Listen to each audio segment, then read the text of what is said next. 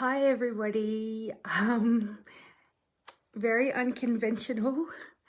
I'm in my bedroom. I'm terribly sorry. I was all set up on my tripod ready to chat to you, and when I got home 10 minutes ago, I've got some family that's staying, and Mr. 6-month-old just woke up as I was getting ready to do my live, and Mr. 2-year-old woke up because Mr. 6-month-old was screaming his head off, so I couldn't risk disturbing them anymore. They're all out there screaming their heads off, so I've run into my bedroom really quickly to still do my live. So I'm sorry, I did get rid of some of the mess when I'm here. Anyway, I know I got cuddles, but the parents were like, you know, just let them relax. And I'm like, they woke up, they know I'm home.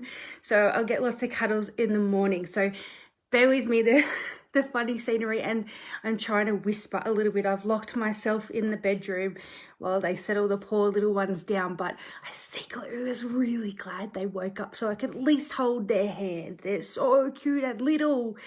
Anyway, gang, so tonight I had a really nice night. I went to the Business Women Albury Wodonga event at the Mantra, which is stunning location. Food, service, everything was stunning there.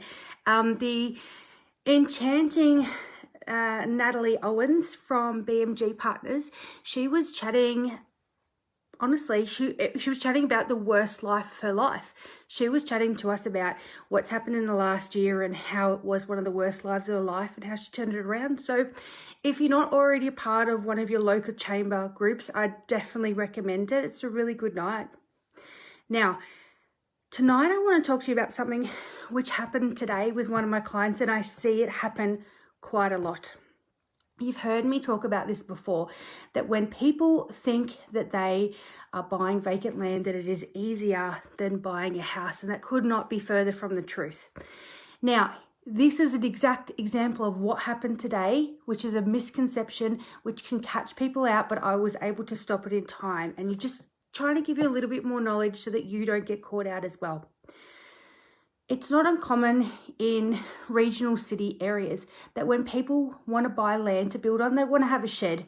You know, we don't live in metro areas here, and so guys like to have their man caves. A lot of us have boats, and so we have big sheds. Now, you can't just assume that you can build that size of shed anywhere that you want to. Usually there's quite a lot of what we call restrictions on title or covenants, okay? Now, restrictions on title or covenants, they're exactly the same things. People just swap those words all around. You know what they are. They're things that are created on the land to say what you can and can't do, okay? So we all know that. You know that there's things that you can and can't do on the land. They're called restrictions on title or covenants. But what you don't know is there's two very distinctive types. There are restrictions on title or covenants that are created by your local council, and there are ones that are created by the private developers. So if you have a developer that's creating a big estate, they will create private restrictions on title saying what type of roofs you must have, what type of minimum floor space you must have, things like that. And often they include shed sizes.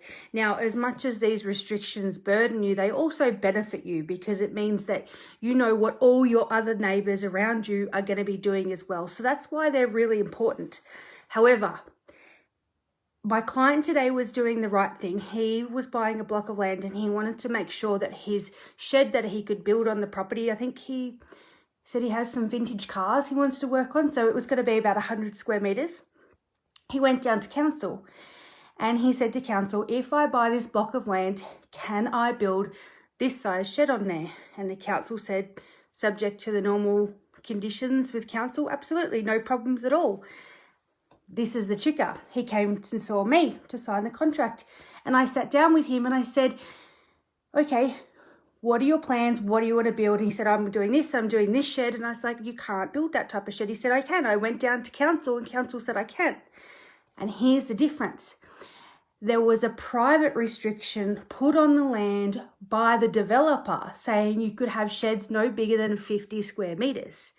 But councils believe that they're the only body that should be able to give restrictions, so they don't police anyone else's restrictions.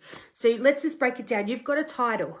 You've got council restrictions. You've got the restrictions on title that the developer also puts on there. Now, council will not police them. They don't care about them. They don't read them. They don't take any notice of them at all. They only work by their own guidelines, okay? So you can't just follow council. You also need to follow those private restrictions as well, all right? So this example, the client wanted to build a 100 square meter shed. He went down to council. They said that'll be fine. And very good question. And the private restriction said that you could only build 50 square meters. So a manager just asked why developers put restrictions. This is a really good topic because a lot of people get scared by restrictions, but they don't understand that restrictions actually help you as much as they hinder you. If you're buying a block of land in a brand new estate, let's say there's going to be 50 blocks of land there, it's quite expensive land, it's valuable, you want to make sure that the estate is going to stack up to the value that everyone's promising. By having really strict restrictions on title, you're making sure that every single structure, everyone else has to do the exact same thing. So common ones in a brand new estate of value would be no transportable homes. Not so much aesthetics, more things like no transportable homes, minimum floor sizes so that everyone has to have a size house. Some things like you can't have solar panels on the roofs that can be seen from the street, you know, so it makes it nice. Some other ones would be you're not allowed to have any roofs that have reflective materials. So they're all things like that that really maintain the value of an estate. You don't want to go and spend all this money on building your dream home to find that someone next door is going to put a transportable home or live out of a shed and have 5 unregistered cars parked there. So that's why there's also private restrictions on title. But the point is, council do not police those restrictions on title. The developer does. So council can still actually approve something that a developer has said no to, which means that even though it has council approval and it has council final approval and you've built it in accordance with that, the developer can still start legal action against you, okay? So this is why it is really important that you be really careful and that you understand that there can be often private and council restrictions on title, all right? It's just a matter of researching it before you sign anything. These clients today are actually not going to buy that land anymore and they're going to look for somewhere else where they can build a shed that size. I saw one of my clients just jump online before, I won't say name for confidential reasons, you know who you are. You had this same thing and we actually got approval from the developer to extend, I can see you know who you are, pressing like. We approached the developer for you and we had that restriction lifted for your block so that you could have the shed larger. Restrictions on title in regional areas are very, very common around things like sheds because we have these larger spaces of land. In more metro areas, they are much more aesthetic based in regards to they can often be, you need to have these certain colours or you can only have this many sheds and you can only have this. But all restrictions on title that are created by private developers are to hold the value of the entire development.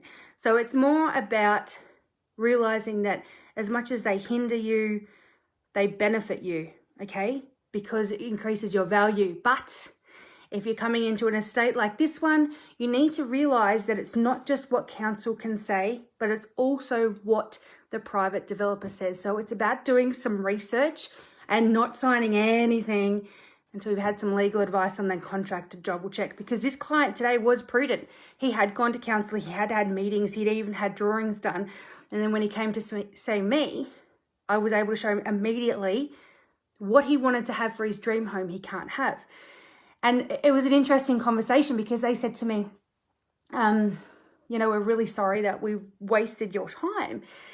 And in a weird way, I thought, I actually kind of love those meetings because it stops people from building something that down the track becomes, you know, a nightmare and they couldn't sell it because somebody else knew that they broke the rules around it. And so it makes me feel really good when we can stop things like that, because, you know, building your dream home is something really special. You want to make sure that you put all the due diligence in to start off with so that it makes it okay. Everyone that's jumped on, yes, I'm in my bedroom. I got home not very long ago to find that I have my 2 beautiful nephews surprising me to stay on their trip from Queensland to Victoria. So they're here staying, and just as I was about to go live, Mr. 6-month-old woke up screaming, which woke up Mr. 2-year-old screaming as well. So I was banished to the bedroom where I was not making any noise at all. So this is why I'm coming to you from here. And I'm sorry if it was a little bit rushed. It was very last minute. But it was a really good case study that happened today that I wanted to share with you. But we've covered, thank you, Amanda, for your question, exactly why we have restrictions. But my main point I wanted to make today is that council is not the only authority you need to be concerned with when you're considering building on vacant land. The newer the vacant land, so the newer the estate, the more chance there is of extensive restrictions on title or covenants that are created by the developer. Council won't police them. Council won't read them. Council do not care what they say. Council will approve something if it directly contradicts those restrictions, because they don't care. It has nothing to do with them. It's not in their jurisdiction. It does not mean, though, that the developer will not start legal action to prevent you from doing it, because they are disclosed on the title before you buy, which means you have notice of them, which means if you buy the land with restrictions on there, you're agreeing to be bound by those restrictions. So you've got to be careful. You need to think more than just council. Make sure you read those points in the contract before you go ahead and sign. That's Wednesday. My confession is that I actually secretly was really hoping that my nephews would wake up, because when I got home, they were already in sleep, and I wanted to be the bad auntie that woke them up so that I could have a little cuddle. But they were screaming and carrying on, and I still got to hold their hand for a little while. So I'm happy. I'll get to see them in the morning. Aren't they the cutest? You must check my Instagram story. I got home to find these 2 little baby shoes at my door. Very spoilt to have amazing little ones in my office. And Amy, I can see all your loves. I knew you'd like that. So hopefully I hid my mess. I did not plan to do it in my bedroom. Gizzy's sitting on my feet. Have an amazing night, everyone, and I will catch you soon. Being an auntie is the best. Except for when they sleep. Like, can't I just go wake them up for cuddles? I don't understand why that's a problem.